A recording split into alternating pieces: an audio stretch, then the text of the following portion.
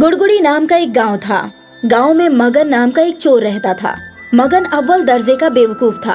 वो ढेर सारे हथियार लेकर रात को चोरी करने के लिए निकलता, लेकिन सुबह खाली हाथ वापस आता, क्योंकि मगन बेवकूफ था। घर के मालिक उसे बेवकूफ बनाकर घर भेज देते थे। पूर्णिमा की रात थी। रात के 12 बजे थे। मगन हाथ में हथियार लेकर चोरी करने निकला। एक बड़े घर के सामने आया और घर के पिछवाड़े आकर पीछे वाली दीवार को तोड़ने लगा। आवाज होने की वजह से अपनी आराम गाह में सोया सेठ जाग गया और समझ गया कि मगन आया है। लगता है मगन बेवकूफ चोरी करने आया है।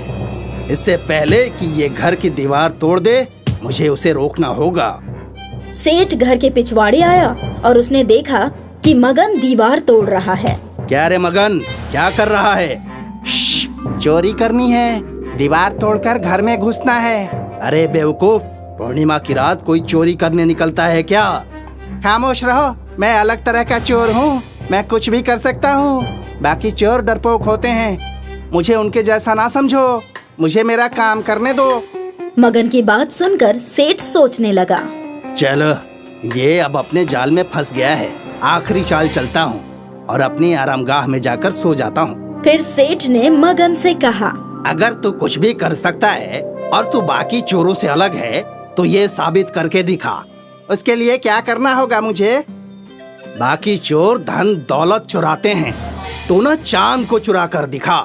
सेठ की बात सुनकर मगन ने चांद की तरफ देखा और फिर सेठ से बोला, ठीक है, मंजूर है। कल सुबह चांद मेरे हाथ में होगा।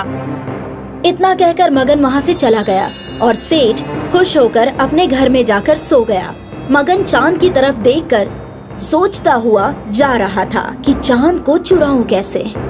सब मुझे बेवकूफ समझते हैं, लेकिन मैं बेवकूफ हूँ नहीं। चांद चुरा कर जब मैं अपनी अकल का सबूत दूंगा तो सेठ की शक्ल देखने लायक होगी। तभी मगन को पेड़ की डाली पर एक चमगादड़ उल्टा लटका हुआ दिखा। चमगादड़ों के नाखून की पकड़ इतनी मजबूत होती है कि उन्हें ट्रक से भी खींचा जाए तो भी नहीं छोड़ती। चांद की चोरी में चमगादड़ भी भागीदार होंगे। मगन ने चमगादड़ को डाली से उतारकर अपने झोले में रख लिया। फिर मगन गांव आया और रास्ते में खड़े एक ट्रक को चुराकर ट्रक को एक मैदान में लाकर खड़ा कर दिया। फिर उसने थैले से चमगादड़ निकाला और एक लंबी रस्सी भी निकाली। रस्सी का एक सिरा उसने चमगादड़ के गले में बांध दिया और दूसरा सिरा ट्रक के पीछे बांध दिया और चमगादड़ को चांद की तरफ उड़ा दिया। देखते देखते चमगादड़ आसमान को चीरते हुए ऊपर उड़ा, तो उसके साथ साथ रस्सी भी उड़ने लगी। चमगादड़ उड़ता रहा और उड़ते उड़ते चांद को जाकर उल्टा लटक गया। फिर क्या था, खुश होकर मगन ट्रक में बैठ गया और ट्रक को चलाने लगा। ट्रक की ताकत से रस्सी से बंधे चमगादड़ को खींचने लगा, तो चमगादड़ के साथ साथ चांद भी हिलने लगा और देखते देखते चांद जमीन पर आकर गिर गया। मगन झट से ट्रक से उतरा और उसने चांद को उठा लिया। चांद को देखकर मगन बहुत खुश था। चांद चोर चमगादड़, बहुत बहुत शुक्रिया। अब आप जा सकते हैं। मगन ने चमगादड़ को रस्सी से आजाद किया और उड़ा दिया। दूसरे दिन हाथों में चांद लेकर मगन सेठ के घर की तरफ निकला। मगन के हाथों में चांद देखकर लोग हैरान हो गए। मगन ने सेठ को चांद दिखाया तो सेठ भी हैरान होकर सोचने लगा। लंगूर के हाथ में अंगूर सुना था, लेकिन लंगूर के हाथ में चांद? इस चांद की जगह लंगूर के हाथ में नहीं, मेरे हाथ में है। मैं इसे हथिया कर ही रहूंगा। और फिर सेठ ने कहा, अरे वाह वाह मगन, तुम्हारी अकल और सूझबूझ की दाद देता हूँ।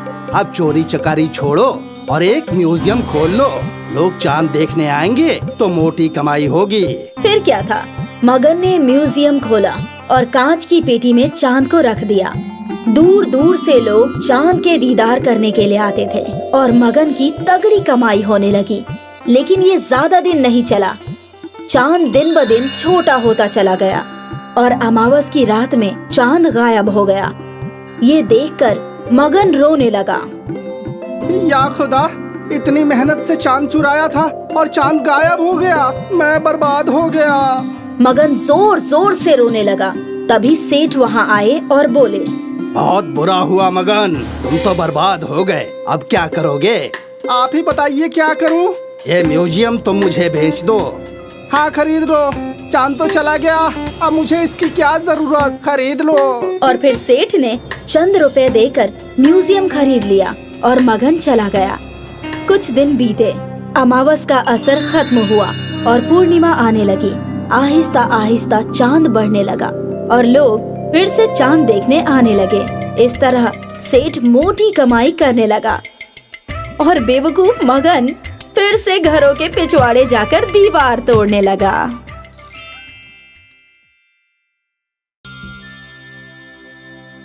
एक गांव में शंकर अपनी छोटी सी बेटी राखी के साथ रहता था। शंकर एक गरीब किसान है, उसकी मूछें नहीं है। शंकर का पड़ोसी महिपाल भी किसान है, लेकिन उसके पास ज्यादा खेत है तो वो नौकर रखता है। महिपाल की भी एक छोटी बेटी है जिसका नाम है रचना। रचना बहुत ज्यादा मगरूर है। राखी स्कूल जा रही है, तभी रास्ते में उसको रचना भी स्कूल जाते हुए दिखती है। ओहो, ये गरीब लोग भी न जाने सुबह सुबह कहां से मेरे सामने आ जाते हैं और मेरा सारा दिन खराब हो जाता है। तुम दूसरे रास्ते से जाया करो। क्यों? मैं दूसरे रास्तों से? मेरे अब्बा इस गांव के सबसे बड़े किसान हैं और सब उनकी इज्जत करते हैं, और तुम्हारे अब्बा की तो मूछें भी नहीं है और उनसे तो कोई बात भी नहीं करता। सब लोग उन्हें अपने पास से भगा देते हैं। राखी इस तौहीन से बेहद गमज़दा हो गई है और वो स्कूल भी नहीं गई। वहाँ से वापस अपने घर आ गई, जहाँ शंकर खाना पका रहा है और खेत जाने की तैयारी कर रहा है। क्या हुआ मेरी शहजादी को? अब्बा, हम इतने गरीब क्यों हैं? किसने कहा बेटी कि हम गरीब हैं? अब्बा, सब कहते हैं कि हम गरीब हैं। अगर हम गरीब नहीं हैं, तो गांव का कोई भी शख्स आपसे ठीक से बात क्यों नहीं करता? बेटी, गरीब वो होता है जिसकी थाली में रोटी ना हो, लेकिन खुदा ने हमें 2 जून की रोटी तो दी है। तुझे स्कूल में तालीम मिल रही है, हमें और क्या चाहिए बेटी?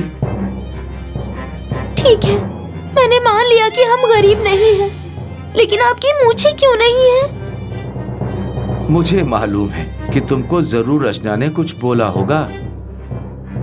मैं कुछ नहीं जानती, मुझे सिर्फ आपके चेहरे पर मूछें दिखनी चाहिए ताकि बाकी गांव वाले भी आपकी इज्जत कर सके। ये क्या पागलपन की बातें कर रही हो? ऐसे थोड़ा ही होता है। मैं कुछ नहीं जानती, मुझे बस आज शाम को ही आपके चेहरे पर मूछ दिखनी चाहिए, नहीं तो मैं आज खाना नहीं खाऊंगी। अरे ऐसे कैसे हो सकता है? शंकर बहुत मायूस हो जाता है और अपने खेत पर चला जाता है। बेटी की बात सुनकर आज शंकर का मन काम में बिल्कुल नहीं लग रहा है। उसे राखी की बात बार बार याद आ रही है।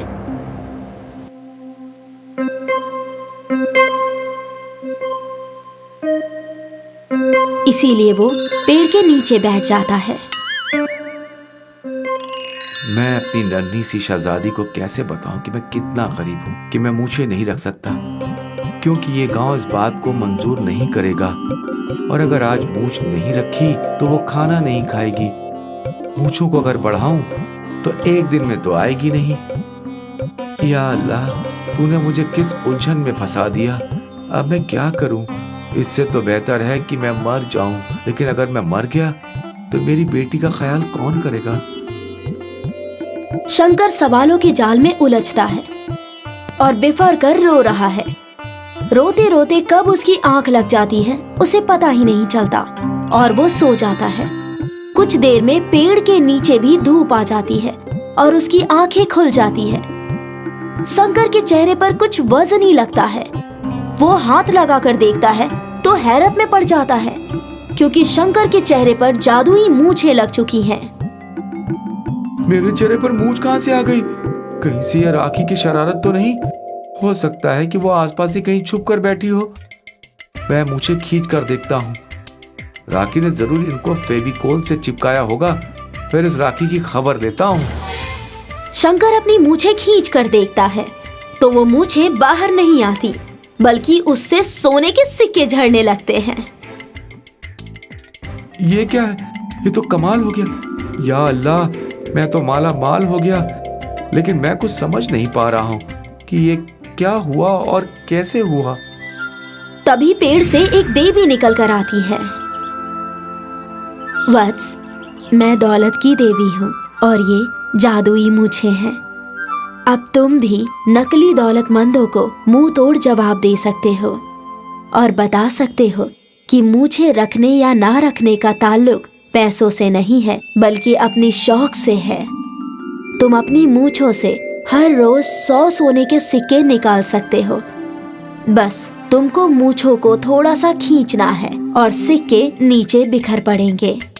दौलत की देवी वहां से गायब हो जाती है और शंकर सारे सिक्के उठाकर अपने घर की ओर चलता है।